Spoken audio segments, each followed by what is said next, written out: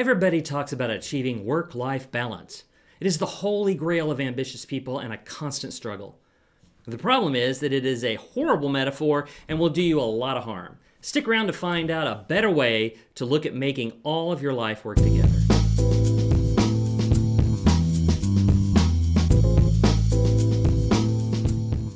I'm Ron Davis, and this is Distinctions for Life, where I help you get what you really want in life with small changes that make a big difference. If you're trying to get something out of life and want help getting it, then you should hit that subscribe button below. I've also created a bunch of articles on my site about distinctions that can make a big difference in your life. You can get them for free by going to distinctionsforlife.tv and clicking the toolbox button. Starting and running a business takes a lot of time and energy. Unfortunately, it is the people we most care about that end up suffering. I think I've watched one episode of West Wing ever, and I don't really even remember what it was about, but there was a scene in it that stuck with me. One of the main characters, I believe he was the president's chief of staff, had a special date night scheduled with his wife. They were getting ready to walk out the door when he got a call. That call informed him of an international crisis that could put the country on the brink of war. He told his wife he had to go to work. Entrepreneurs can identify with this. We have personal things planned and we get that call that our servers are down and we can't take orders. Or that we can speak at some huge audience if only we are able to come right now. The chief of staff's wife had that hurt look on her face and asked him when she was going to be more important than his work. His answer was basically, never. Not if the alternative is nuclear war. I remember thinking of all the husbands who've been asked that question, when will I be more important than work, he was the only one ever justified saying never. You, my business-owning friend, are not stopping nuclear war. I tell this story because we all understand our business isn't as important as our relationships. I like to say that I help people get what they really want in life. I put the really in there because you don't want a successful business any more than you want a lot of money. You really want what you think those things will give you. You want a successful business because of what it can do for your family, not as a substitute for family. The first thing to realize when you're trying to achieve work-life balance is what's the balance? What is it you really want? Why do you have your business if it is not for those people who you care about to benefit from?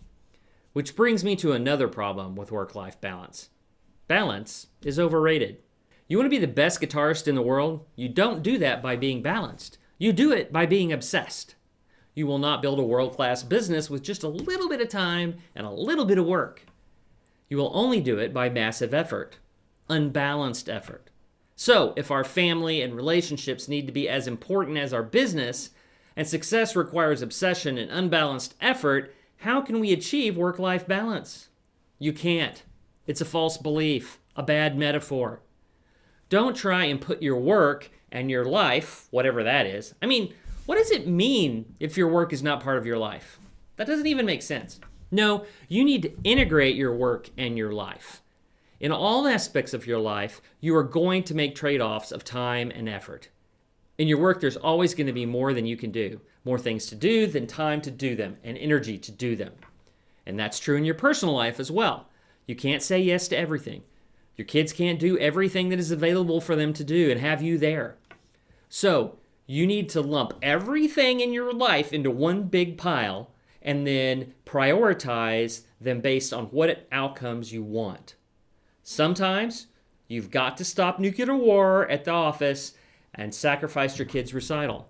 And sometimes you need to miss that opportunity to get a new client so that your child will know that you care about that third grade play that they are in. A couple of things to keep in mind. No one thing is going to end the world.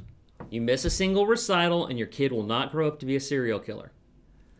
You don't call that big prospect back immediately, it won't crater your business. There will be chances to build your family and your business. Second, examine your beliefs about the things you are struggling with.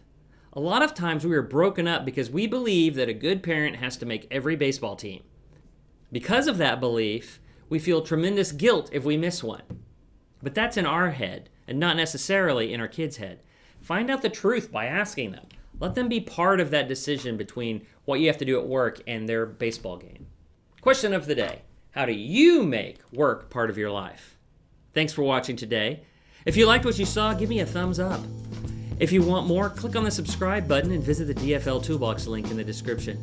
This channel is all about helping you get what you really want in life with small changes that make a big difference.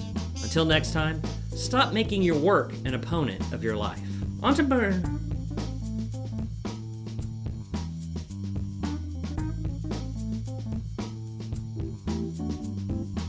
Find out a better way to look at making all of your life work together. And how to rub your nose because it starts itching.